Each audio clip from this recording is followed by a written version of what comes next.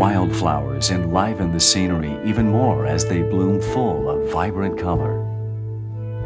Beautiful flowers parade up the mountainside, turning the park into a land of wildflowers.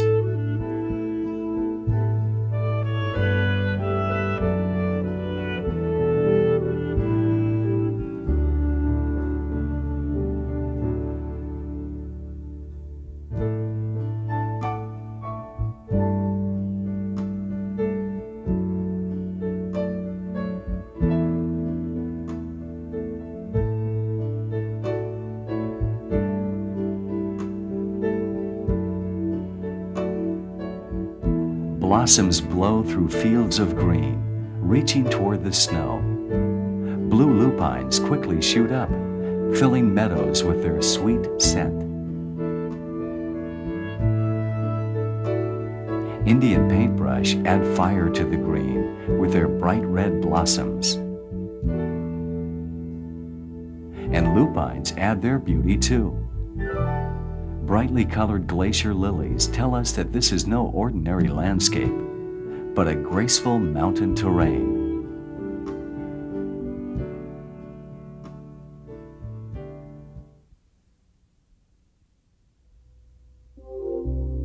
Many Native American Indian tribes called this land below the mountain home for centuries. Indian legends tell us of ancient times when the mountain erupted. The Indians told of fighting between two female mountains, Mount St. Helens and Mount Rainier. They fought over the male Mount Adams. Fire and molten rocks spewed between the mountains as they expressed their fury. In the end, Mount Rainier's head was broken off after a devastating blow. Scientists believe that the Indians' legend described the series of geological events that happened here. They believe Mount Rainier began erupting about 1 million years ago. Molten lava spewed from the top, building a giant cone nearly 16,000 feet at its greatest height. But it was 5,800 years ago that the Indians' legend probably began. Scientists have found evidence of the Great Summit collapsing during this time period.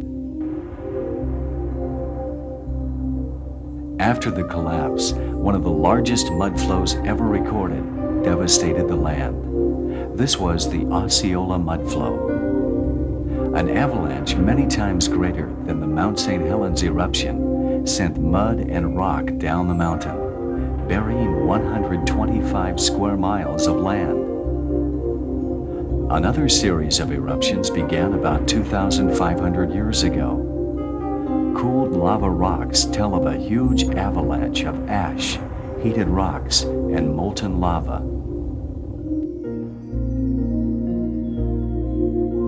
Recent eruptions tell us that the mountain may only be sleeping. During the 1800s, as many as 14 eruptions were reported in local newspaper articles. British Captain George Vancouver became the first known European to see the mountain back in 1792. From Puget Sound, he saw the high mountain covered with snow. He then named it after his friend, Rear Admiral Peter Rainier. Mount Rainier seems to call to certain people to climb it.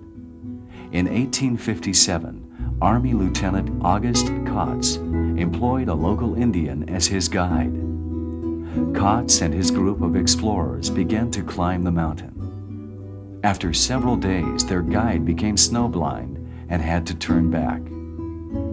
The others followed, leaving Kautz alone. He continued, climbing some 14,000 feet up, but didn't quite reach the summit.